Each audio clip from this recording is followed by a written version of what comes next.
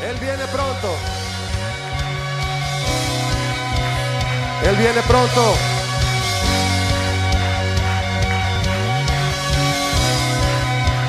Así es. Tú vienes pronto, Señor. Esperamos tu venida. Él es el alfa, mis hermanos, y la omega. Eres el alfa y la omega, el principio y el fin. Dile conmigo: la estrella de la mañana, oh Jesús, mi Salvador. Y el que es santo siga siendo santo, el que es justo siga siendo justo, estando atentos porque pronto volverás. Bienaventurado el que guarda tus palabras, Señor. Así es, los que con vestiduras limpias delante de ti estarán. Gracias, Jesús. Somos tu novia, somos tu iglesia, esperamos tu venida y con tu espíritu en nosotros clamamos hoy. Ven, ven, dile conmigo: ven, Señor Jesús. El espíritu y la novia dicen ven. Todos decimos ven, ven, dile ven, ven. Ven, Señor Jesús. El espíritu y la novia dicen ven. ¿Le estás cantando a Él que venga? ¿Sí le estás diciendo que venga? Vamos a decírselo: ven, Señor. Somos la novia, el espíritu y la novia dicen ven. Queremos verte, Señor. Queremos irnos contigo. El que es santo siga siendo santo, el que es justo siga siendo justo. Así queremos vivir, Señor. Eres el alfa y la omega, el principio y el fin. Dile a Jesús conmigo: ¿quién es? La estrella de la mañana, oh Jesús, mi Salvador. Piensa en esto, mi hermano. Y el que es santo siga siendo santo, y el que es justo siga siendo justo, estando atentos porque pronto volverás. Bienaventurado el que guarda tus palabras, Señor. Aquí estamos, Señor, los que con vestiduras limpias delante de ti estarán. Aleluya. Somos tu novia, somos tu iglesia y esperamos tu venida, y con tu espíritu en nosotros clamamos hoy. Clama conmigo: ven, ven, díselo a Él. Ven, Señor Jesús. El espíritu y la novia dicen ven, Señor Jesús. Ven, oh ven, ven, Señor Jesús. El espíritu y la novia dicen ven. Vamos, que se oiga tu voz, mi hermano, y tus manos. Dile ven, dile ven, dile a Él. Ven, Señor Jesús. El espíritu y la novia dicen ven.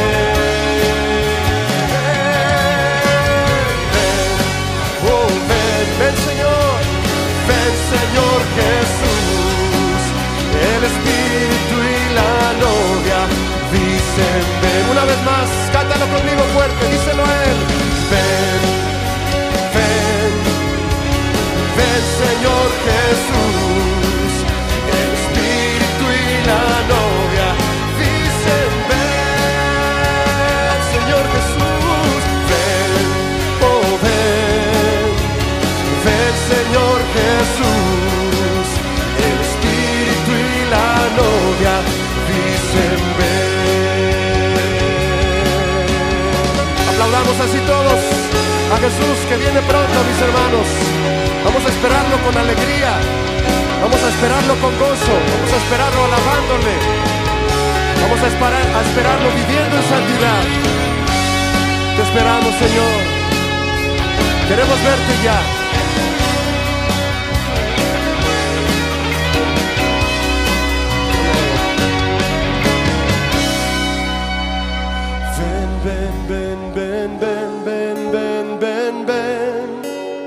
Puedes decirle conmigo: ven, ven, ven, ven, ven, Señor Jesús. Dile conmigo, iglesia: ven, ven, ven, ven, ven, ven, ven, ven, ven. Ven, ven, ven, ven, ven, Señor Jesús. Levanta tu voz y clama a Él conmigo: ven, ven, ven, ven, ven, ven, ven, ven, ven. El Espíritu y la novia dicen: ven, ven, ven, ven, ven, Señor Jesús. Levanta tu voz y díselo: ven, ven, ven, ven, ven, ven, ven, ven, ven. Oh, ven, ven, ven, ven, ven, ven, Señor Jesús. Ven, Señor, ven, ven, ven, ven, ven, ven, ven, ven, ven, ven, Señor. Ven, ven, ven, ven, ven, Señor Jesús. Clama conmigo a Él. El Espíritu y la novia dicen: ven. El Espíritu y la novia dicen: ven. Tú y yo decimos: ven. El Espíritu y la novia dicen: ven. Ven, Señor Jesús. El Espíritu y la novia dicen: ven.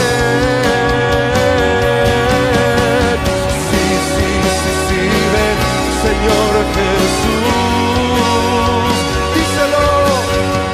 Sí, sí, sí, sí, ven, Señor Jesús. En toda tu majestad, Señor, queremos verte. Sí, sí, sí, sí, ven, Señor Jesús. Sí, sí, sí, sí, ven, Señor Jesús.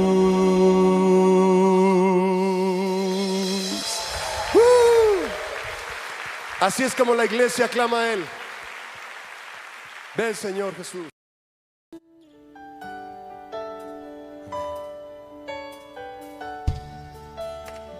Algo que el Señor ha hecho en los corazones de muchos de sus hijos, mi hermano, en su iglesia, en todas las iglesias, con esta situación que está pasando, es venir a enamorarnos más de Él. A la iglesia de Éfeso le dijo: haces muchas cosas muy buenas, Éfeso. Haces muchas cosas para mí, pero tengo algo contra ti, que has perdido tu primer amor. Arrepiéntete de donde has caído y vuelve a hacer las primeras obras. Que ese gozo y alegría que tenías por mí, por mi palabra, regrese. Y Él nos ha regresado, mis hermanos, a nuestro primer amor, a Jesús. Deja que el Señor encienda una vez más el candelero dentro de ti y alumbre todo tu ser con el amor de Cristo. Y si no tienes el amor de Cristo esta mañana, declárale tu amor a Él y que Él te llene con su amor esta mañana. Y le cantemos a Él, mi hermano, enamorados de Él. Te amo, Cristo, te amo.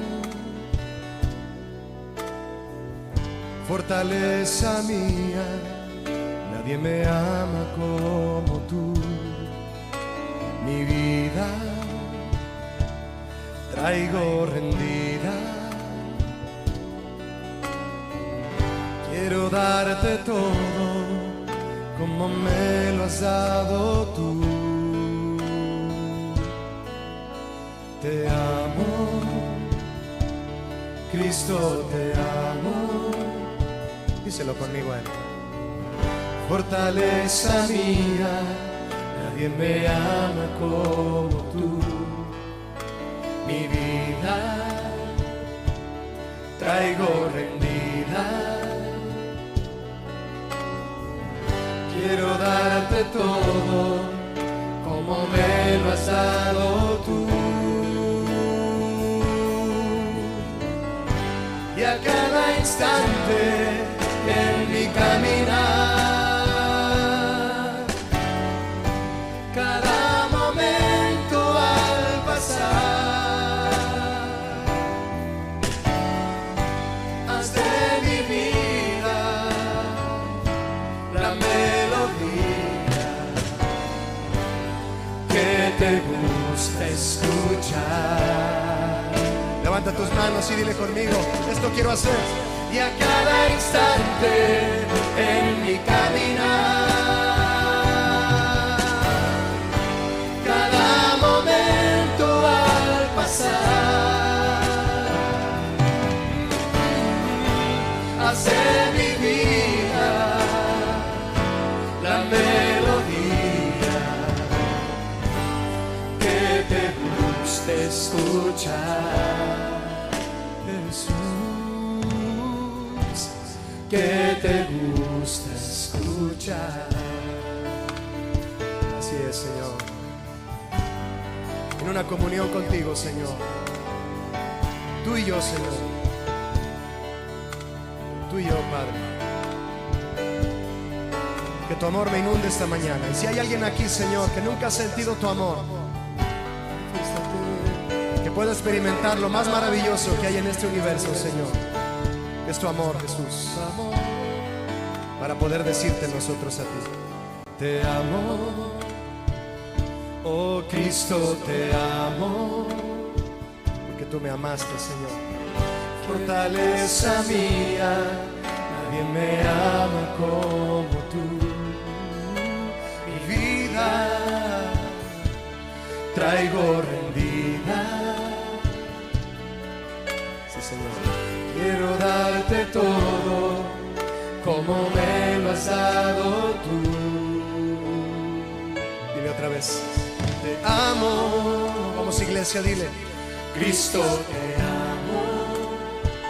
Levanta tu rostro y díselo a Él: fortaleza mía, nadie me ama como tú. Oh Jesús, mi vida traigo rendida. Quiero darte todo como me lo has dado tú. Ahora dile a Él: y a cada instante en mi caminar, cada momento al pasar, sí, Señor, haz de mi vida la melodía que te gusta escuchar. Vamos, díselo: y a cada instante en mi caminar, cada momento al pasar, Jesús,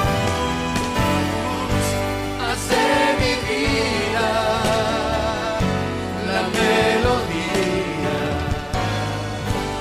que te gusta escuchar, que te gusta escuchar. Vamos a empezar a levantar un cántico de amor al Señor. ¿Te gustaría? ¿Te gustaría cerrar tus ojos y comenzar a decirle con tus propias palabras: Señor, te amo, Señor, te amo? Solo dile así, dile que le amas, dile cuánto le necesitas. Y si nunca has sentido su amor, clama hoy a Él por su amor, y Él se derramará sobre ti, se derramará sobre ti, sobre tu vida, sobre tu familia, sobre tu casa. Deja todo a sus pies, deja todo a sus pies, y ríndete a Él, y ríndete a Él.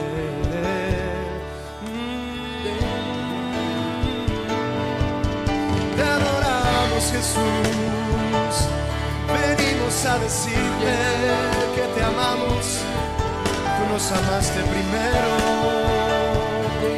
tú nos amaste primero. Allá en la cruz, allá en la cruz, me amaste, Señor.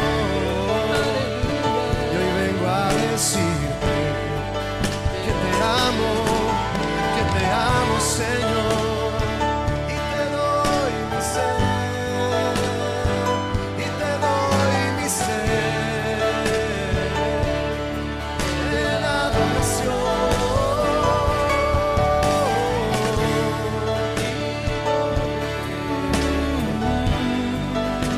Mi corazón como una ofrenda ante ti.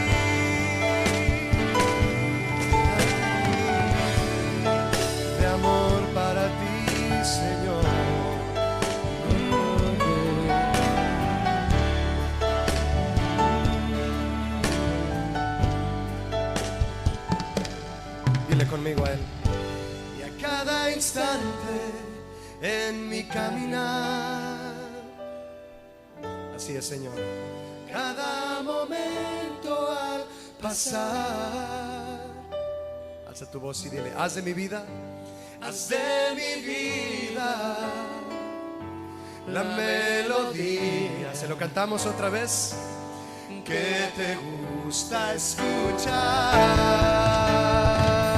Levanta tus manos y díselo: y a cada instante en mi caminar, Señor Jesús, cada momento al pasar, así es, Señor, haz de mi vida la melodía, así es, que te gusta escuchar.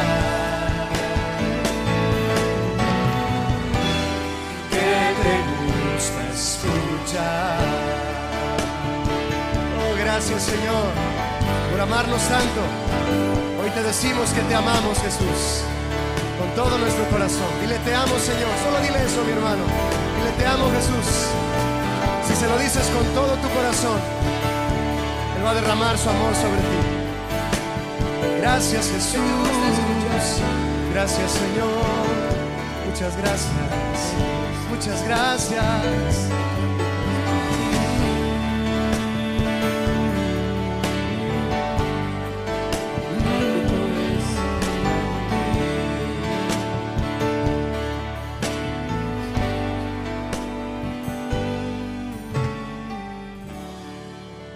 Ofrece un aplauso a Él de adoración, mi hermano.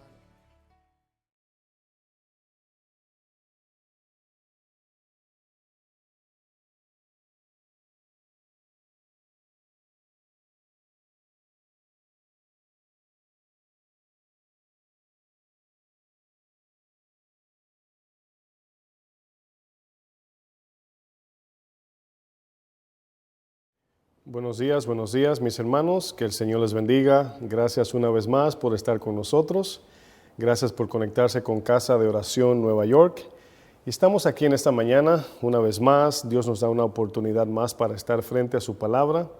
Y gracias a aquellos que se conectan de diferentes países. Le mandamos saludo desde acá de Nueva York. Como dice nuestro pastor Chuy, ¿verdad? Buenos días, buenas tardes y buenas noches, dependiendo desde dónde nos ven. Así que qué bueno que Dios nos da esta oportunidad. Vamos de inmediato a la palabra que el Señor tiene para nosotros en esta mañana. Ya terminamos con la serie, ¿verdad? Estuvimos viendo una serie los domingos titulada La Palabra, la Oración y la Adoración. Así que les recomendamos que cuando usted pueda, si no la ha visto, la pueda darle una ojeadita. Y en este domingo, esta mañana, ¿verdad? ¿Verdad? Hoy es 4 de julio, ¿verdad? Día de la Independencia aquí en los Estados Unidos. Y la razón por qué menciono la independencia acerca del 4 de julio es porque en esta mañana voy a compartir un tema que se va a titular ¿Siervos o voluntarios? Siervos o voluntarios. Y cada vez que pasa un año, ¿verdad? Sabemos que los ciudadanos de este país o las personas que viven en este país celebran el 4 de julio como el Día de la Independencia. Y cuando hablamos de independencia, nos estamos refiriendo a libertad, ser libres, sueltos de algún yugo o de algún gobierno, control que está sobre nosotros. Y yo quiero hablar en esta mañana acerca de este tema, ¿verdad? No estaré hablando de historia ni de la independencia de los Estados Unidos, pero sí me voy a enfocar en este punto a manera de pregunta. Ese es el tema que voy a estar compartiendo, ¿siervos o voluntarios? Es una pregunta que nos vamos a hacer en esta mañana. ¿Qué somos al ser creyentes, cristianos? ¿Qué somos? ¿Somos siervos o somos voluntarios? Vamos a leer Mateo 18, versículo 23. Vamos a estar leyendo esta porción bíblica para ver aquí la definición de estas dos palabras de ser siervos o voluntarios y cuál de estos dos somos nosotros. Mateo 18, versículo 23. Vamos a estar leyendo hasta el versículo 27. Esta historia de los dos deudores es una de las historias que más impactante, ¿verdad?, en mi vida. Es una historia que ha cautivado, ¿verdad?, mi vida al yo ponerme en la posición de este siervo deudor y entender lo que el Señor hizo por mí. Vamos a leer Mateo 18, 23. Dice, por lo cual el reino de los cielos es semejante a un rey que quiso hacer cuentas con sus siervos.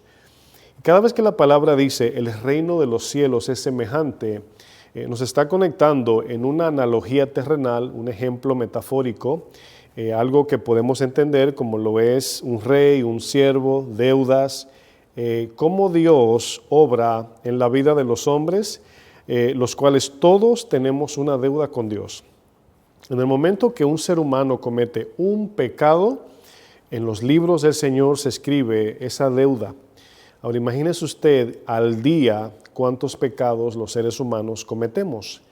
Entonces, todo eso se va anotando sin acepción de ni un solo pecado, aunque sea una mentira blanca o roja, aunque sea, como algunos dicen, un pecado justificable, todos los pecados, todo quebrantamiento de la ley, hay alguien que está anotando, dice Apocalipsis 20, en los libros de las memorias está escrito todo lo que hemos hecho. Y este siervo es traído delante de su rey. Dice que el rey, ¿verdad?, quiso hacer cuentas con ellos. Verso 24, y comenzando a hacer cuentas, le fue presentado uno que le debía 10,000 talentos. Esta historia la hemos leído y estudiado tantas veces que me imagino que algunos de ustedes ya se han memorizado que 10,000 talentos equivale a un saldo o a una comparación de alguien que trabaja 60 millones de días de trabajo, 24 horas al día sin desperdiciar un segundo para pagar esta deuda. ¿Cuánto nos cuesta o cuánto nos va a demandar el pagar esta deuda? Vivir, o mejor dicho, trabajar 60 millones de días de trabajo, trabajando todos los días sin descanso, 24 horas al día, con el único fin de pagar esta deuda. Usted haga el cálculo en años, en siglos, y se va a dar cuenta de la gran deuda. Obviamente, esta deuda, Jesús, este número o esta cantidad, la está utilizando para referirse a la deuda eterna que tenemos con Dios. Dice el verso 25, dice, a este, como no pudo pagar, es obvio, no pudo pagar, ordenó su señor venderle, es importante esa palabra, ordenó su señor venderle y a su mujer e hijos y todo lo que tenía para que se le pagase la deuda. Entonces aquel siervo, fíjense, postrado le suplicaba diciendo, Señor, aquí a su rey, ten paciencia conmigo y yo te lo pagaré todo. ¿Usted cree que este siervo que no tenía nada a su nombre, usted se imagina que iba a poder pagar 60 millones de días de trabajo? Bueno, imagínese la paciencia que el Señor tiene. Dice el 27, el Señor de aquel siervo, aquel rey, movido a misericordia, hizo dos cosas. Número 1, dice, le soltó, lo dejó ir. pero hizo algo que a veces tendemos a ignorar. Lo segundo que hizo fue, le perdonó la deuda. Ahora, aquí hay un punto importante porque el siervo le dice, ten paciencia conmigo y yo te lo pago. Es decir, este rey podía dejarlo ir, pero aún debiendo, ¿verdad? Teniendo esta deuda con el rey. Pero dice el texto que el rey lo dejó ir, lo soltó y le perdonó la deuda. Lo dejó ir, memorícese eso, lo dejó ir y le perdonó la deuda. Ahora, ¿qué diferencia hay entre un siervo y un voluntario? ¿Qué diferencia hay entre estas dos palabras? Bueno, la palabra voluntario, antes de explicar lo que significa en sentido sencillo, esta palabra de voluntarios, ser un voluntario, no se encuentra en la Biblia. En la Biblia no encontramos en ningún texto que diga que el Señor, bienaventurados los voluntarios, ¿verdad? No, eso se oye en el mundo, ¿verdad? Pero ¿qué significa la palabra voluntario? Es importante definir esta palabra. La palabra voluntario se refiere a la persona que realiza determinada actividad sin tener obligación de hacerla. Escúcheme bien. Es decir, alguien que rinde un servicio, pero sin obligación. Es decir, un voluntario es aquel que decide en su propio deseo, en su propio ánimo, si hacer algo o no. Es voluntario. Incluso cuando hay actividades o eventos y vienen personas que son voluntarios y ese voluntario llega tarde, no se le puede reclamar nada porque es un voluntario, ¿verdad? Bueno, sin embargo, la palabra siervo, a diferencia de voluntario, la palabra siervo sí se encuentran en las Sagradas Escrituras, tanto en el Antiguo Testamento como en el Nuevo, y eso es una palabra que se repite mucho en la Biblia. Esta palabra tiene un sentido muy importante, el cual, ¿verdad?, le da una definición exacta cuando alguno le llamaba en la Biblia a otro esclavo o siervo. La palabra siervo se usa en diferentes tipos de significados.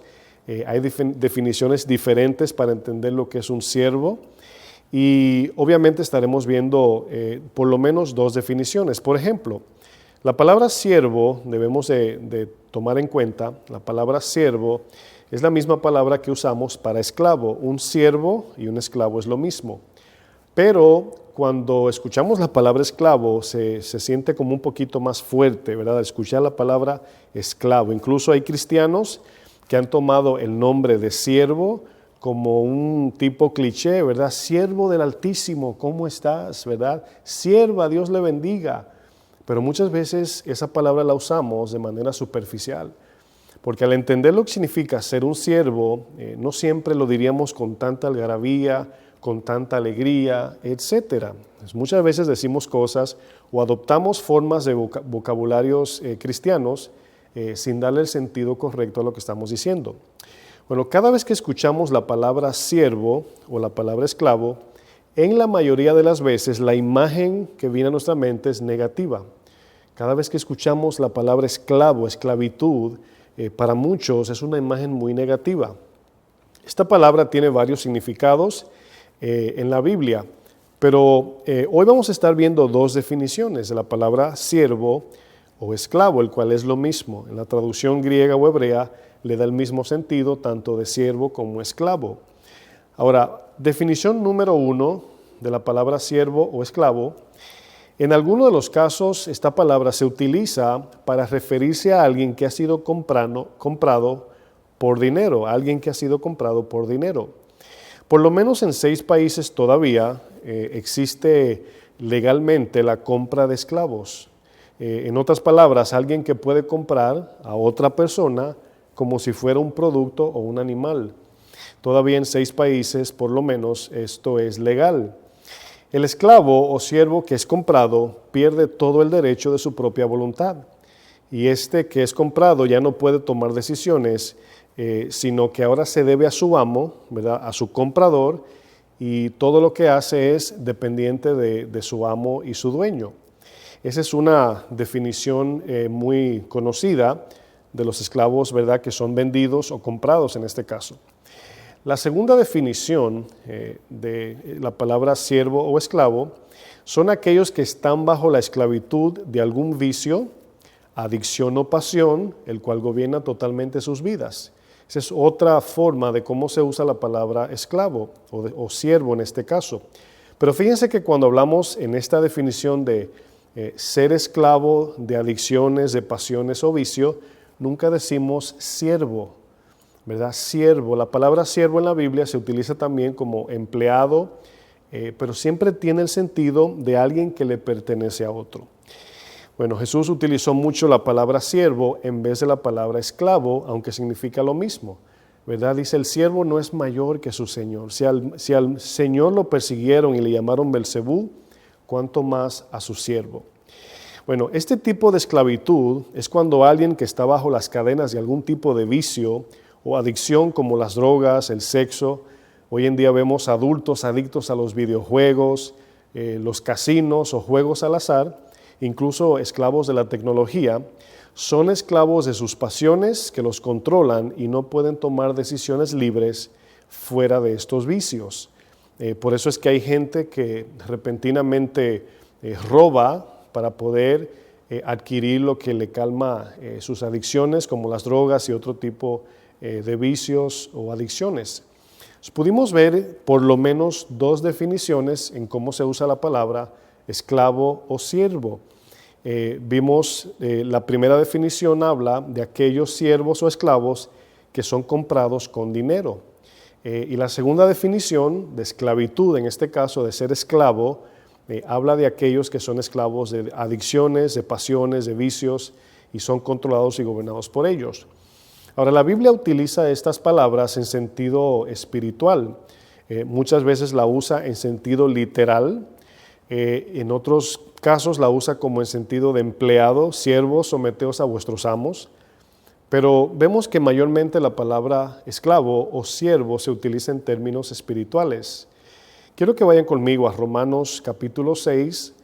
Vamos a ver un ejemplo de estas palabras para que podamos entender cuando nos referimos a un siervo. Porque recuerdo una vez el pastor Chuy estaba haciendo un recordatorio de alguien que dijo una palabra.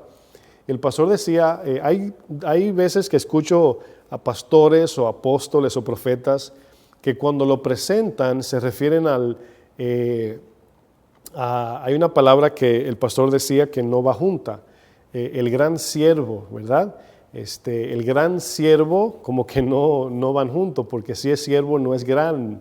Entonces a veces siervo, ¿verdad? El gran siervo, ¿verdad? Presentamos a la predicación de hoy al gran siervo fulano de tal. Entonces muchas veces no nos damos cuenta que decimos cosas que no son congruentes, son cosas que no pueden ir la una con la otra. Entonces si es gran, ya no es siervo. Si eres siervo, ya no eres gran. Entonces es algo que muchas veces escuchamos, ¿verdad? Romanos 6, versículo 16. Romanos 6, 16. Fíjense aquí las palabras que el apóstol Pablo utiliza y se repite una y otra vez las palabras esclavo o siervo. Y quiero que vayan tomando en cuenta cómo la Biblia le da este significado tan importante a esta palabra. Dice Romanos 6, versículo 16. Fíjense lo que dice este texto. Al yo leer el verso 16, nada más con leerlo, se van a dar cuenta lo que significa ser esclavo o ser un siervo. Dice el apóstol Pablo en el verso 16, dice, ¿no sabéis que si os sometéis a alguien como esclavos para obedecerle, sois esclavos de aquel a quien obedecéis? Es decir, cuando nosotros decidimos dar nuestra vida en servicio a cualquier cosa o persona, en ese instante estamos haciendo de esa persona o esa cosa nuestro amo, Señor, nuestro gobernador, etc. El texto lo dice, ¿no sabes que si te sometes a alguien como esclavo? Por eso es que no solamente dice como servicio, porque algunos, ¿verdad?, tienen sus trabajos seculares, sirven en una compañía, en una empresa, están rindiendo un servicio. La palabra dice que el que no trabaje, que tampoco coma. No se está refiriendo a un trabajo dentro de un horario y una responsabilidad que cada uno tenemos como empleados. Aquí se está refiriendo, porque el texto claramente dice, si te sometes como esclavo para obedecer. Podemos trabajar para adquirir dinero o podemos ser esclavos del dinero o del trabajo. Dice luego el texto, sea del pecado para muerte o sea de la obediencia para justicia. Fíjense, si nos sometemos a alguien como esclavo, podemos ser esclavos tanto del pecado para muerte o de la obediencia a la palabra de Dios para justicia. Ahora, en este texto que hemos leído, sencillamente se dan cuenta que somos esclavos o de Dios o del pecado. Somos esclavos de justicia o de iniquidad. O sea, no hay un punto medio, ¿verdad? Como hemos estudiado, donde ni soy esclavo del pecado ni de la justicia. No existe un tercer punto u opción. Sigo leyendo en el versículo 17. Dice, pero gracias a Dios, escuche bien, que aunque erais esclavos del pecado, aquellos que fueron libertados por Cristo, salvados por su sangre, dice, habéis obedecido de corazón aquella forma de doctrina a la cual fuisteis entregados. 18 dice, y libertados del pecado, son importantes estas palabras, libertados del pecado, vinisteis a ser, ¿qué dice luego? Siervos de la justicia. Ahora, se dan cuenta que pasamos de ser siervos o esclavos del pecado, ahora somos siervos de la justicia de Dios. Pasamos a ser siervos o esclavos de un amo, pero luego fuimos comprados para ser siervos o esclavos de otro amo, el cual es Dios. Dice Pablo en el 19, hablo como mano por vuestra humana debilidad. Dice que así como para iniquidad presentasteis antes vuestros miembros para servir a la inmundicia y a la iniquidad, así ahora, escuche bien, así ahora, para santificación, presentad vuestros miembros para servir a la justicia. Quiero que noten que la palabra servir se está refiriendo con la vida. Cuando la Biblia habla de servir o trabajar, siempre se está refiriendo, o mayormente, en el sentido de darlo todo. Cuando el pueblo a quien el Señor le multiplicó los peces y los panes, lo buscaron otra vez, Jesús le dice, yo sé que no me buscan a mí, ustedes quieren que los alimente de nuevo, no me buscan por lo espiritual, sino por lo terrenal y material. Y luego Jesús le dice, trabajad no por la comida que perece. ¿Cuál es esa? Los peces y los panes. Pero nos damos cuenta que en contexto Jesús no está diciendo que no trabajen. Le está diciendo, en otras palabras, que no den su vida por ir detrás de lo que ya Jesús dijo en Mateo 6, qué beberemos, qué comeremos o qué vestiremos. Que no nos afanemos detrás de esas cosas, que trabajemos, pero que no nos afanemos. ¿Cómo sabemos esto? Porque en Mateo 11 el Señor dice, venid a mí los que están trabajados y cargados, y yo los haré descansar. Imítenme a mí, que soy manso y humilde de corazón, mi yugo es fácil, ligera mi carga, y hallaréis descanso, escuche bien, para vuestras almas. Entonces, trabajad ahí se está refiriendo a aquel que da todo su tiempo, todo su esfuerzo, se preocupa, se afana, se llena de ansiedad por las cosas de esta tierra. Entonces, volviendo a Romanos, retomando la palabra servir, nos damos cuenta que no estamos hablando de nada más rendir 1 minuto, 2 horas, sino ir detrás con la vida, detrás de algo. Dice el verso 20, Romanos 6:20, porque cuando erais esclavos del pecado, escuche bien, eras libre acerca de la justicia. Pero ¿qué fruto teníais, dice el texto, de aquellas cosas de las cuales ahora os avergonzáis? ¿Cuántos de los que me ven pueden decir que se avergüenzan de su vida pasada? Algunos se jactan porque no han entendido la justicia y santidad de Dios y lo que Jesús pagó en la cruz por nuestros pecados pasados. Algunos lo usan como una historia de jactancia. Si tú supieras quién yo era en el mundo, yo tenía 20 mujeres, yo tenía tanto dinero, yo robaba y nadie se daba cuenta, y lo decimos, yo tenía 9 pistolas y no sé qué. Bueno, el texto dice, ¿no te avergüenzas de esa vida de antes? ¿No te avergüenzas de haberle ofendido a Dios y de vivir un estilo de vida que corrompe la sociedad, odia a tu prójimo, ofende a Dios? Dice, porque el fin de ellas es muerte, verso 22. Mas ahora que habéis sido libertados, escúcheme bien, del pecado y hechos siervos de Dios, ¿se dan cuenta aquí la conexión? Libres del pecado, siervos de Dios. Repita conmigo usted que me ve. libres del pecado, siervos de Dios. Libertados del pecado, ¿no los escucho? Libertados del pecado, siervos de Dios. Dice, tenéis por vuestro fruto la santificación. ¿Qué produce en la vida del creyente que vive en justicia? Santidad, santificación.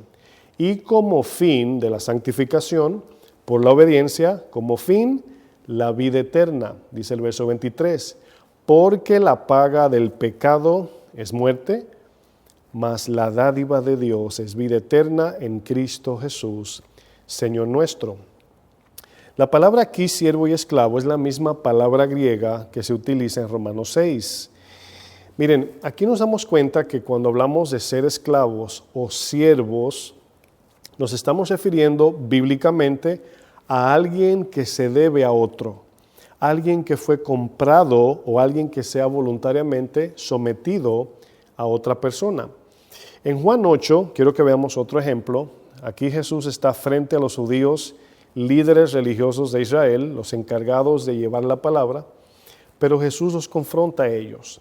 En vez de Jesús llegar a la tierra y sentarse, ¿verdad?, con el Sanedrín para que le den un reporte y le den cuenta de lo que Dios les entregó, Jesús tuvo que venir a confrontarlos. Tuvo que venir a tumbar las mesas en el templo donde vendían, comercializaron el templo. Tuvo que reprenderlos, tuvo que confrontarlos, etcétera. Entonces aquí Jesús está en un debate con estos judíos, el cual no querían someterse ni humillarse ante Dios. Y en Juan 8, versículo 31, fíjense lo que el Señor les dice, hablando con los judíos. Dice, dijo entonces Jesús a los judíos que habían creído en Él. Dice, si vosotros permaneciereis en mi palabra, si ustedes se mantienen en la sana doctrina, en la palabra de Cristo, dice, seréis verdaderamente mis discípulos. ¿Por qué Jesús aquí agrega esta palabra verdaderamente? Porque existen siervos, existen discípulos, existen personas que se autoproclaman o profesan cierta religión, pero Jesús le pone el sello, dice, van a haber discípulos, van a haber seguidores de Cristo, van a haber cristianos, pero yo os digo que hay cristianos y hay verdaderos cristianos. Existen discípulos y existen verdaderos discípulos. Y por eso el 32 continúa, dice, y conoceréis la verdad. Hay una conexión aquí. Si permanecemos en la palabra, seremos verdaderos discípulos de Cristo, y al ser discípulos y permanecer en su palabra sana, así como ha sido entregada, dice luego, y conoceremos la verdad, y la verdad os hará libres. Ahora, aquí en este contexto de lo que venimos leyendo, Juan 8, la verdad está compuesta, en este sentido, por la palabra de Dios, las Escrituras, la confirmación del Espíritu Santo y la persona de Cristo. Ahora, vamos a entender esto.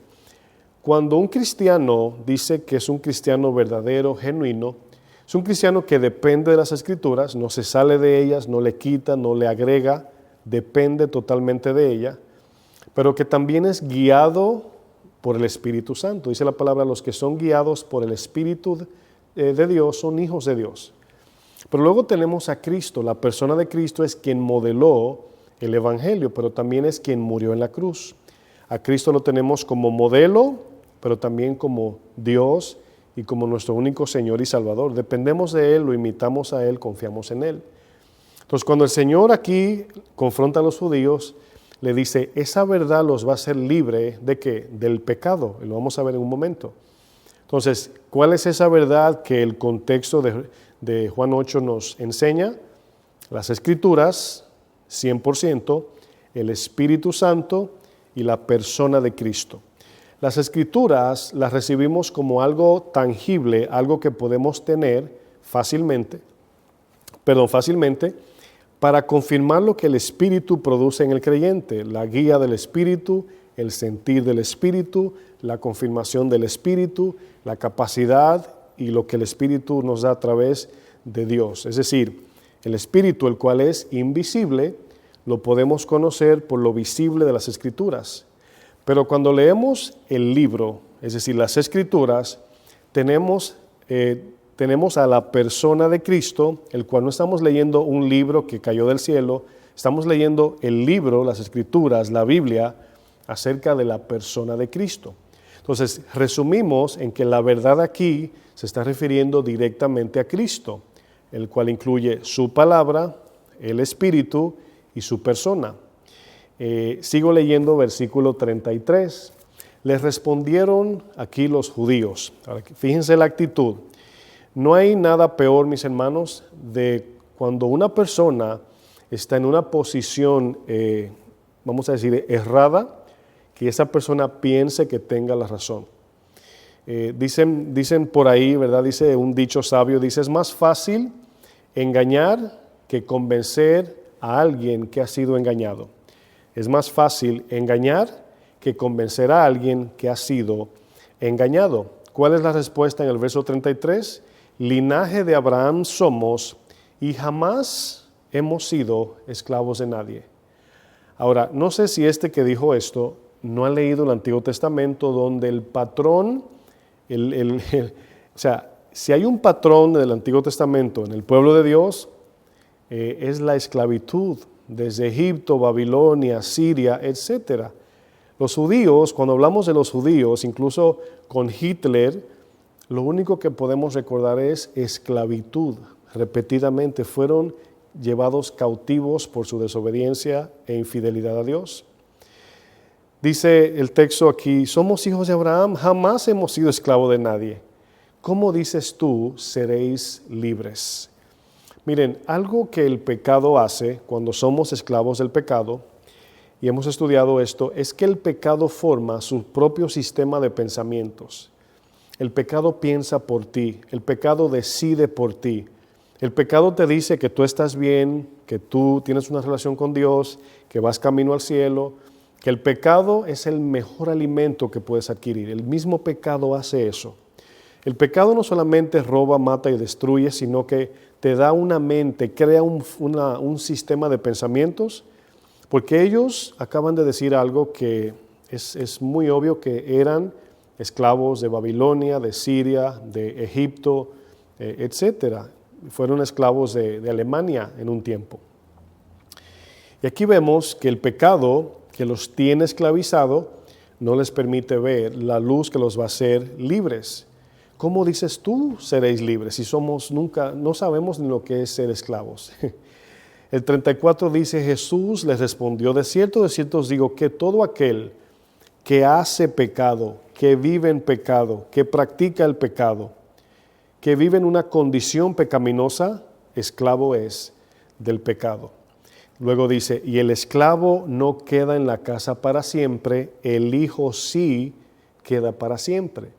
Ahora, la analogía del verso 35, el esclavo queda en la casa, el esclavo no queda en la casa para siempre, el hijo sí queda para siempre, es la idea de que los judíos, algunos tenían esclavos, habían comprado esclavos, lo tenían ahí en casa como servidores, sirvientes, siervos de ellos, y no eran parte de la herencia del linaje de los judíos, eran esclavos que compraban, lo tenían allí.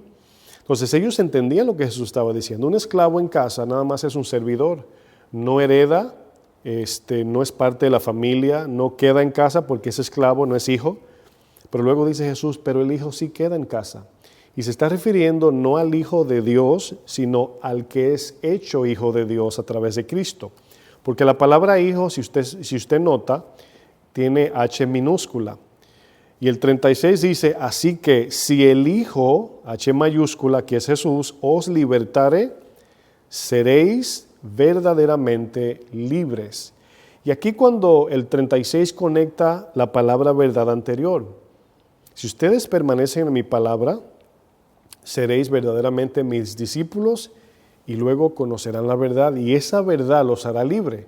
¿Cuál es esa verdad? Jesús dice en Juan 17, Señor, santifícalos en tu verdad, tu palabra es verdad. Jesús apunta a que la palabra es la verdad. Pero en el 36 Jesús dice, si el Hijo os libertare, seréis verdaderamente libres. Entonces aquí Jesús lo hace personal. Aquí no solamente es el libro o la escritura, aquí es la persona misma de Cristo.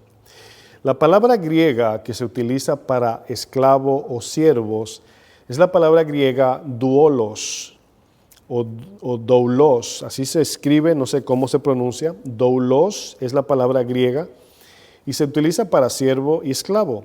Esta palabra tiene el sentido de alguien que no tiene potestad sobre su vida. Habla de aquel que perdió todo su derecho. Esta palabra implica a alguien que fue comprado por otro y viene a ser propiedad de aquel quien lo compró. En Mateo 18, vamos a volver otra vez al ejemplo de Mateo 18, es la idea de cómo este siervo que le debe 10,000 talentos a su rey, ya dijimos que eran 60 millones de días de trabajo, equivalía, por ejemplo, si calculamos 10,000 talentos en denarios, eran 60 millones de denarios, y sabemos que el salario de un día entero de trabajo era de un denario. Entonces, por eso sabemos y deducimos este cálculo, que la deuda de este siervo eran de 60 millones de días de trabajo, repito, trabajando 24 horas sin desperdiciar un segundo, y todo el dinero que adquiere trabajando es para pagar esta deuda.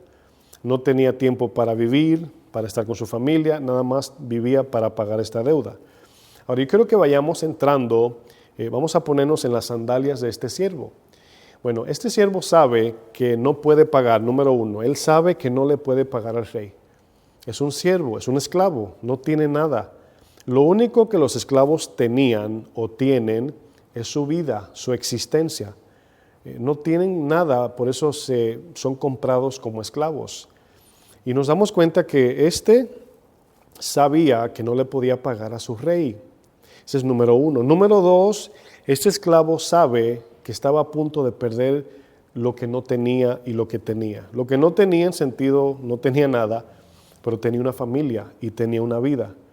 Y cuando él fue a postrarse ante este rey, le dice que tenga paciencia. Lo único que tiene para darle a este rey es pedirle más misericordia.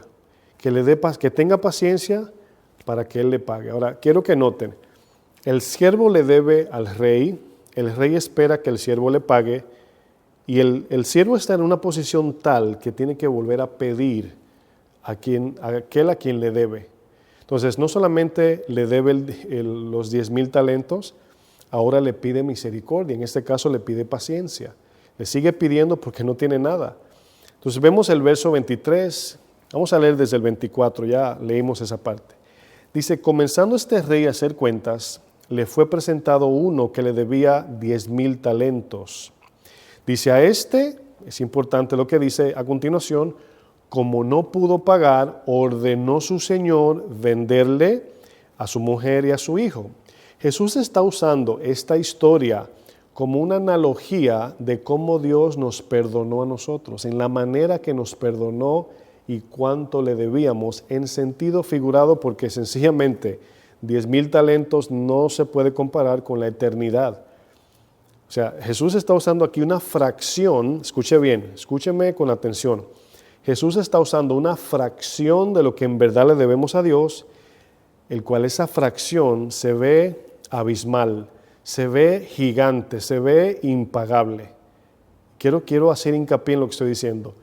Jesús usa una fracción de nuestra deuda para usar un ejemplo, pero esa misma fracción nos escandaliza. Decimos, ¿cuánto? 60 millones de días de trabajo le debía a su rey. Bueno, así es, esa es la idea del texto. Entonces Jesús está dejando caer sobre los que le escuchaban ese peso de lo que el Señor nos perdonó. Primero, ¿cuánto le debíamos y cómo reaccionó el rey ante esa deuda tan grande? Dice el 25 retomando, como no pudo pagar, ordenó su señor venderle. Y aquí vemos que lo único que se está aplicando es justicia. Y aquí es donde vemos cómo Dios puede aplicar justicia y misericordia a la vez. Hemos hecho este análisis de que si vamos delante de un juez a una corte y el juez nos va a dictar 40 años de cárcel, hemos preguntado cómo puede este juez, para entender cómo Dios opera, cómo puede este juez terrenal aplicar justicia y misericordia a la vez. Si aplica misericordia, significa que nos deja ir y la gente lo ve como un hombre injusto porque evadió la justicia. Si aplica la justicia 100%, entonces el culpable debe pagar hasta el último centavo o tiempo en la cárcel para cumplir con lo que debe. Entonces, fíjense, si aplica justicia, el culpable va a la cárcel. Si aplica nada más misericordia, el juez queda como un juez injusto, porque no aplicó justicia a los que culparon a este reo. Pero ¿cómo se puede aplicar justicia y misericordia? Quedar bien con los que piden la justicia de que condenen a este reo, pero también quedar bien con el preso, con el culpable, o saciar el corazón de los dos. Este rey, lo que está explicando aquí Jesús, de que el rey deja ir, en este caso vamos a leer el versículo 26, entonces el siervo postrado le suplicaba diciendo, Señor, ten paciencia conmigo y yo te lo pagaré todo. El rey seguro se ríe, dice, ¿de dónde vas a sacar para pagarme? No tendré tanta vida para recibir ese pago. Entonces es impagable, la idea aquí es impagable, tanto por el tiempo y por la incapacidad de cumplir ese tiempo para pagarlo, o la paciencia para esperarlo. Dice el 27, el Señor de aquel siervo, movido a misericordia. Esa palabra movido significa acerca de Dios, de cómo Dios tiene en su mano la potestad de aplicar misericordia. Romano dice, yo aplico misericordia con quien quiero, pero también tiene la potestad de aplicar ojo por ojo, la ley del talión, justicia, el cual es correcto. Pero entonces el texto dice, este rey aplicó justicia al principio, me debes 10,000 talentos y el pago es este, te voy a vender a ti y a tu familia.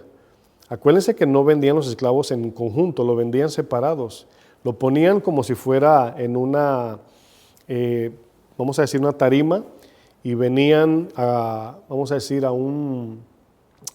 como si fueran esos lugares donde venden productos y están, no encuentro la palabra, en inglés es auction, pero bueno, ya alguien ahí me lo va a escribir.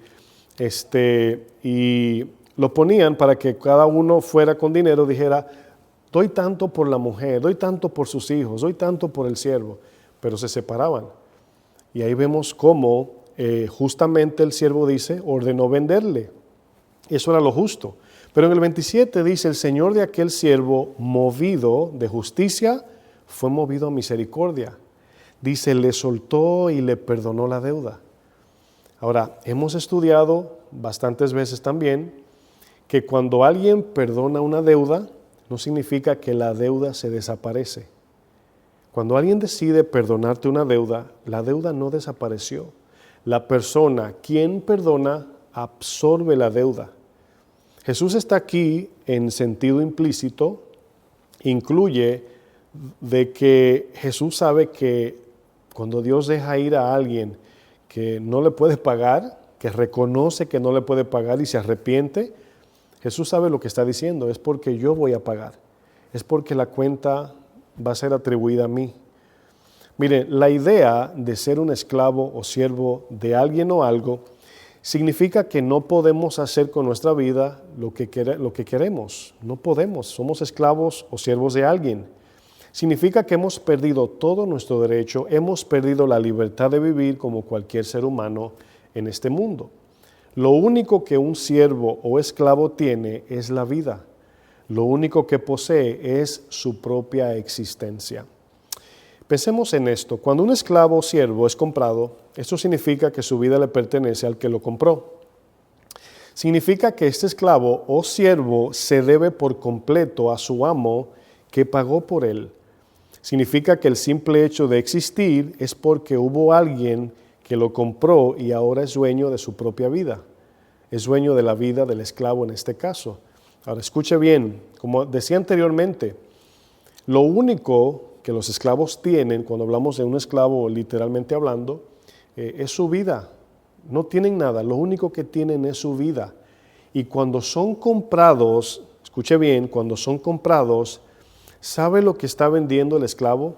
¿Sabe lo que está dando al ser comprado? Está dando su voluntad. Está dando su voluntad. Escúcheme bien este punto porque es importante para entender nuestra vida cristiana.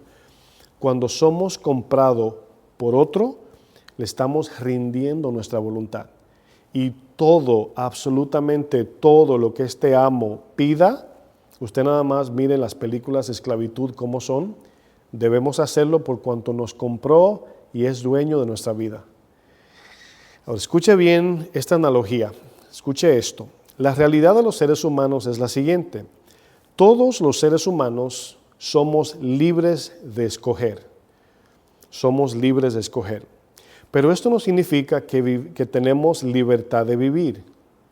Y quiero aquí explicar porque parece, ¿cómo así, pastor? Bueno, en este mundo que vivimos, estamos en un globo terráqueo dentro del cerco de este mundo, donde estamos todos limitados al alcance donde nos encontramos.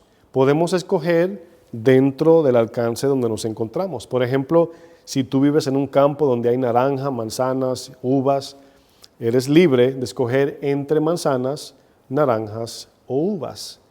Si vives en este país, eres libre de escoger lo que tú quieras, pero lo que explico aquí es que aún siendo libres de tomar decisiones, esas decisiones están limitadas porque somos esclavos. ¿En qué sentido somos o siervos o esclavos? De alguna manera, todo ser humano es esclavo de algo o de alguien. Quizás usted que me está viendo no es esclavo en cadenas porque alguien lo compró, pero en sentido espiritual, en sentido moral, en sentido económico, en sentido como ciudadano, como civil que pertenece a alguna sociedad o cultura, somos esclavos de alguien o de algo. Y de la única manera que rendimos servicio es porque nos debemos a eso que nos compró o que nos tiene atado en cadenas de esclavitud. Entonces, todo ser humano es libre de escoger, pero eso no significa que todos tenemos la libertad de vivir. Por eso es que cuando creemos en este tipo de falsa libertad, nos vamos al extremo del libertinaje y es por eso que nos hacemos esclavos de iniquidad para muerte. ¿Qué he dicho? Hay tres palabras que debemos definir: ser libre, ser libertados y vivir en libertinaje. Hay una diferencia y se parecen.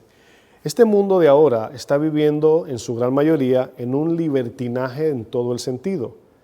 Para ellos eso es libertad de expresión, libertad de vivir. Ahora, si pensamos bien con un lente bíblico, ¿será cierto que están o tienen libertad de vida? ¿Están viviendo? Podemos decir que están vivos, pero ¿están viviendo en calidad de vida? ¿En la abundancia de la vida que Dios intencionó al principio? Bueno, viven en libertinaje y ellos le llaman libertad. Todos somos libres de escoger, pero en esa libertad de escoger corremos el riesgo de tomar decisiones que nos hacen esclavos.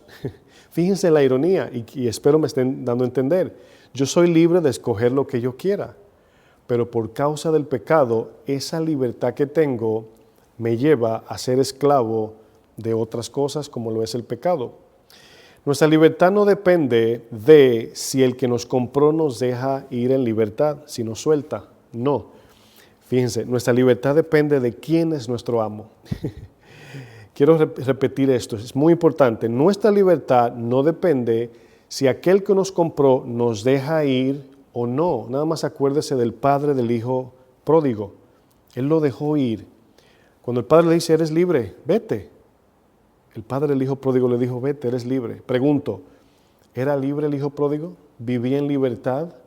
Como tampoco vivía en libertad su hijo mayor que estaba en casa, aún estando bajo su amo. Porque Dios es un Dios que exige que seamos siervos voluntarios por gratitud a lo que pasó en la cruz. Este siervo, el cual el rey le perdonó los 60 millones de días de trabajo, el rey no le dijo cómo tenía que vivir. Dice que lo dejó ir y lo soltó. Bueno, pero ese rey, aunque no le dijo al siervo cómo vivir, era un rey que daba testimonio de ser un buen rey. Esto significa que el rey exigía que este siervo, al cual él perdonó, viviese en misericordia. ¿Cómo sabemos eso? Porque cuando este siervo que fue perdonado no perdonó su consiervo, los demás siervos se entristecieron. Y de repetir tanto la palabra siervo, esta noche se sueña usted con siervo. Dios no nos creó, mis hermanos, entendamos esto, como seres autónomos, seres que podemos decir yo me gobierno, pero cuando somos dependientes no tenemos esa potestad. No podemos decir yo hago lo que yo quiero. Es decir, de repente el Señor te dice, mira, ven para acá, te doy el mandamiento de que vengas conmigo. Y tú dices, no, yo quiero vivir la vida como yo quiera, libre. Ahí vemos que entonces del otro lado hay un hoyo. Y luego caes en el hoyo y no puedes salir. Y puedes vociferar, ponerte una camiseta que diga, soy libre, pero estás en un hoyo. Entonces, de la única manera que podemos vivir en libertad es cuando vivimos en obediencia a su palabra. Si usted es un cristiano que me está viendo y tiene la experiencia y el testimonio y ha podido ver y percibir que la obediencia es la verdadera bendición para el creyente, usted entenderá que somos libres en el momento que vivimos en la palabra de Dios. Mientras hacemos lo que nosotros queremos, estaremos espiritualmente encadenados. Juan 8:32, Jesús dice que cuando conocemos a la persona de Cristo es cuando verdaderamente somos libertados del pecado. Aquí es donde vamos cayendo en entendimiento. Pasamos de ser esclavos del pecado a siervos de justicia. Vamos a volver a Romanos 6, verso 17.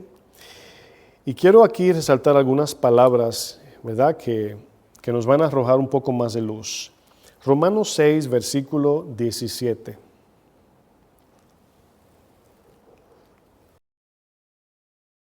Fíjense lo que dice, pero gracias a Dios que aunque eras esclavo del pecado, habéis obedecido de corazón aquella forma de doctrina a la que fuiste entregado. Es decir, ahora vivimos en la palabra de Cristo, somos libres del pecado. Por eso Jesús en Juan 8 dijo, si ustedes permanecen en mi palabra, serán mis discípulos. Y el progreso de un discípulo termina siendo libre del pecado y luego como fruto ser santificado. Dice el 18, dice, y libertados del pecado. ¿Cómo fuimos libertados del pecado? Hay dos maneras que la vamos a ver en un ejemplo. Primero, somos libres del yugo de Satanás. Efesios 2 dice que Satanás tiene el poder sobre los que no son cristianos, los que no son creyentes. ¿Cómo yo sé esto? Porque 1 de Juan 5, 18, 19 dice que el mundo entero está bajo el dominio del maligno. 2 de Corintios 4, 4 dice que Satanás tiene el mundo entero en ceguera espiritual por su incredulidad. Entonces vemos que cuando creemos en Cristo, aceptamos a Cristo como único Señor y Salvador, entiéndase, nuestro único amo, quien nos compró a precio de sangre, en ese momento somos libertados de las cadenas de Satanás, libres del yugo de Satanás. Esa es una parte. Pero luego Jesús nos hace progresivamente libres del pecado de nuestro propio corazón, nuestra propia condición pecaminosa. Una cosa es Satanás quien incita y subyuga, esclaviza, y la otra es el pecado en cada uno de nosotros, en el corazón de cada quien. Entonces aquí vemos, el 18 dice, libertados del pecado, vinisteis a ser siervos de la justicia. Ahora yo quiero que usted vaya entendiendo, ¿cuántos de nosotros hemos entendido que la razón de mi salvación era para hacerme libre de la esclavitud del pecado, para que ahora yo viva como siervo de justicia? Dice el versículo 19, hablo como humano por vuestra humana debilidad, que así como para iniquidad presentasteis vuestros miembros para servir, ahí está el servicio, los que sirven al pecado, dice, para servir a la inmundicia y la iniquidad, dice, así ahora. Ese así ahora se está refiriendo después de haber conocido a Jesucristo. Así ahora, para santificación, presentad vuestros miembros para servir a la justicia. Miren, ¿cuántos de nosotros, entendiendo la diferencia entre voluntario y siervo, cuántos cristianos creen que son voluntarios del Señor? Que sirven al Señor cuando a ellos le place, cuando sienten, cuando creen, cuando se sienten cómodos, o si la posición disponible para servir a ellos le agrada. ¿Usted cree que los siervos que son comprados tienen potestad sobre su vida, sobre su cuerpo o sobre su voluntad? ¿Usted cree que tienen derecho? No tienen derecho.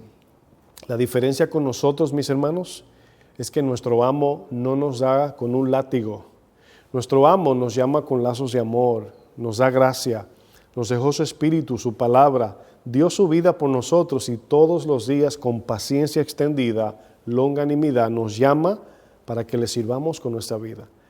Romanos 12:1 dice, por las misericordias del Señor. ¿Se acuerdan del siervo que él dejó ir, fue movido a misericordia? ¿Cómo debía este siervo vivir cada día al recibir la libertad de su deuda?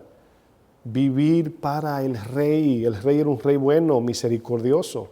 Dar su vida por este rey porque lo compró en el momento. Incluso no le dice, te compré. Dice el texto, vete. Incluso cuando le perdona la deuda no le dice, pero me tienes que regar el jardín, echarle comida a los animales, brillarme la corona y etcétera, ¿verdad? No le dice nada de eso.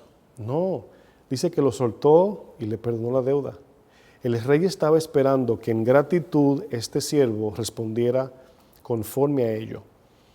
Y ahí es donde nos damos cuenta, hermanos, que repitiendo Romanos 12:1, Pablo dice, por las misericordias de Dios, yo les ruego que presenten vuestros cuerpos en sacrificio vivo, santo, agradable a Dios, que es vuestro culto racional. Miren, la muerte de Jesús pagó por nuestra deuda de pecado. La paga del pecado es muerte. Jesús pagó la deuda. Pero la resurrección de Jesús ahora nos da vida para vivir separados del pecado que nos manda o nos mete en esclavitud. Cuando Jesús paga por nuestros pecados, a esto le llamamos redención, la cual tiene la idea de volver a comprar. Dios nos creó, pero así como el hijo pródigo, todos nos fuimos de casa. O quizás algunos se quedaron religiosamente en casa, pero engañados, llenos de envidia, celos, odio, etc. Pero seamos el hermano mayor o el hijo pródigo, ambos desertamos al Señor. Ambos apostatamos, nos fuimos de casa. Cristo quiere restaurar todo nuevamente y por eso es que la palabra redención significa volver a comprar. Somos primeramente de Dios porque nos creó, pero ahora somos doblemente de Dios porque nos volvió a comprar. Y aquí vemos que esta es la primera parte de nuestra liberación. Pero luego que Cristo resucita para ahora hacernos libres del pecado. Su muerte nos hizo libres de nuestro amo anterior, pero su vida nos hace libres de aquellos que nos vuelve a meter o a ser esclavos otra vez. El ejemplo más claro es que el pueblo que salió de Egipto fue libertado de la mano de Faraón, fueron libres de Faraón, pero nunca fueron libertados de Egipto. Podemos ser libres del yugo de Satanás en cierto modo, pero nunca ser libertados del pecado. Y es por eso que Jesús en Juan 8:36 dice, así que si el Hijo os libertare, entonces seréis verdaderamente libres. Uno de los privilegios que recibimos al conocer a Jesús, mis hermanos, es que somos hechos libres del yugo de Satanás. Hay cristianos que ni le dan mente a esto, ni lo piensan, ni lo analizan, ni lo meditan, de que antes eran esclavos. Efesios 2 dice que estábamos viviendo conforme a la potestad del príncipe de la potestad del aire, el espíritu que opera en los hijos de desobediencia, en los hijos de desobediencia, los hijos de ira. Es un privilegio, mis hermanos, ser libertados de las cadenas de Satanás, pero otro privilegio es nuestra liberación constante del pecado al obedecer la palabra. Muchos ignoran que la plenitud del alma no se encuentra en lo que tenemos, en lo que sabemos o en lo que podemos en esta tierra. No, mis hermanos, la plenitud de nuestra alma se encuentra en Cristo. La encontramos cuando somos libres del pecado. A medida que nuestra alma es libertada del pecado, en la misma medida encontramos plenitud de gozo en Cristo, plenitud de vida. No olvidemos que fuimos comprados a precio de sangre. El pago de nuestra redención fue la sangre del Hijo de Dios. El Hijo de Dios fue clavado en la cruz para que al poner toda nuestra confianza en Él, recibamos salvación eterna de nuestra alma. La pregunta es, para finalizar, mis hermanos, ¿cuántos cristianos viven en esta libertad? Porque la definición de vivir libres, de hacer lo que yo quiero, algunos confunden que cuando toman una decisión. Dios le dice, haz esto, y luego dice, no, yo voy a hacer lo que yo quiera, piensan que son libres de escoger. Y sí, eso es una verdad, son libres de escoger. El problema es que en esa libertad de escoger estamos enredados en una condición pecaminosa que nos vuelve a meter en esclavitud. Entonces, por causa del pecado, esa libertad que tengo para escoger vuelve y me mete, o luego vuelve y me encadena y me lleva a esclavitud. ¿Cuántos de nosotros hemos entendido que somos posesión de Cristo, posesión de Dios? ¿Cuántos saben que somos deudores de Dios? No de la carne, como dice Romanos 8, sino del Espíritu para que vivamos. La pregunta para finalizar, ¿qué somos? ¿Somos siervos del Señor o somos sencillamente voluntarios? ¿Le rendimos un servicio parcial a Dios sin ninguna obligación? Cuando nos sobra el tiempo, ¿le servimos a Dios? Cuando sienta, voy a servir a Dios, o cuando no sienta, no le sirvo. Recordemos la definición de voluntario. Un voluntario es aquel que sirve sin ningún tipo de obligación. Y Dios quiere que nosotros sintamos la obligación de servirle con nuestra vida. El cristiano, hermano, que no sirve a Dios con su vida, no el que le dedica un minuto, no el que le da una ofrenda, no el que hace algo de manera parcial, no. El cristiano que vive comprometido con Dios es aquel que ha entendido que fue comprado. Es aquel que ha entendido que le debía 10,000 talentos al Señor, 60 millones de días de trabajo. Y el Señor le dijo, vete y no me debes. El Señor espera que al salir de ese perdón, esa redención, digamos, Señor, sí te debo. Te debo algo que nunca te podré pagar, mi vida, porque me perdonaste de gracia y por gratitud te sirvo con mi vida. Es por eso que cuando no pensamos en estas cosas, cuando no analizamos en verdad lo que somos ante el Señor, nos convertimos en más reclamadores que servidores. Señor, dame, pero cuando el Señor nos llama para servir no tenemos tiempo. Estamos ocupados en nuestros planes, pasiones, deseos, metas a alcanzar, hay que tener ambición, dicen por ahí. Vamos a terminar con esta historia, Lucas 17. Bueno, no es una historia, es un ejemplo que Jesús usa. Lucas 17, versículo 7, y concluimos.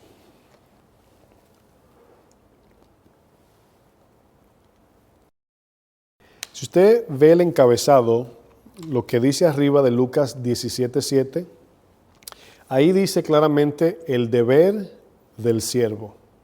Ahora, esta palabra, cuando decimos debo irme a mi casa, nunca conectamos la palabra debo irme como una deuda. Debo irme como un deber. Mi deber es, y la palabra deber viene de la palabra deuda. Debo pagar esto, debo ir a trabajar. Estamos diciendo en otras palabras, me debo a esta decisión. Debo llamar a mi papá, debo llamar a mi mamá, debo perdonar, debo servir a Dios. Es una deuda. Tenemos una deuda con Dios. ¿Por qué? Porque Él nos compró. Y yo quiero que usted vea cómo Jesús, ¿verdad?, nos llama y cómo Jesús ve el deber de cada siervo. Si tú eres voluntario, esto no es para ti, lo que voy a leer. Si tú eres voluntario, pero si te consideras que eres siervo o sierva del Señor, si tú crees que Dios te ha comprado, que la sangre que se derramó en la cruz fue por ti, entonces tú eres siervo o eres sierva, este texto es para ti. Si eres voluntario, no. Si eres voluntario, ahí quizás, no sé si hay otro texto, pero este no es para ti. Lucas 17, 7. Dice, ¿quién de vosotros, Jesús aquí expone este ejemplo, quién de vosotros teniendo un siervo, me puedo quedar un segundo para que usted medite en lo que dice, teniendo un siervo, siendo dueño de un siervo, que ara o apacienta ganado, dice, al volver él del campo, luego le dice, pasa, siéntate a la mesa. O sea, aquí Jesús está hablando de manera irónica. ¿Quién le dice? O sea, tú tienes un siervo y cuando ese siervo que tú compraste viene de trabajar, tú le dices, ven, siéntate.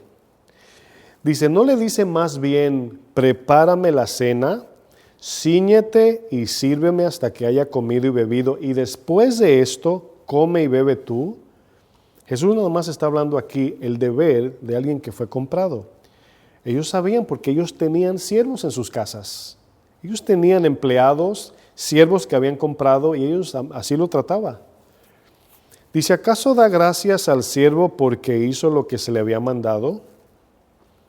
Pienso que no, dice Jesús. Dice, así también vosotros, cuando hayáis hecho todo lo que ha sido ordenado, decid, siervos inútiles somos, pues lo que debíamos hacer, hicimos. Ahora, esto parece un poco hasta confrontativo, o mejor dicho, ofensivo. ¿Por qué el Señor nos llamaría siervos inútiles? Yo pensé que era un siervo útil. La idea de la palabra siervo inútil tiene que ver, cuando tú haces lo que tienes que hacer, no necesitas que te digan bien hecho, ni mira aquí el galardón, sencillamente haces lo que tienes que hacer. ¿Se imagina usted que usted en la mañana se levante, tienda la cama y lo esperen afuera los paparazzis con un trofeo y la noticia? Este señor que está aquí tendió su cama, ¿cuántos le dan un aplauso a este hombre y le pasan un trofeo? Tendiste tu cama. Me imagino que si eres tú te quedas así como, ¿trofeo por tender mi cama? Eso es lo que yo hago todos los días. Exacto.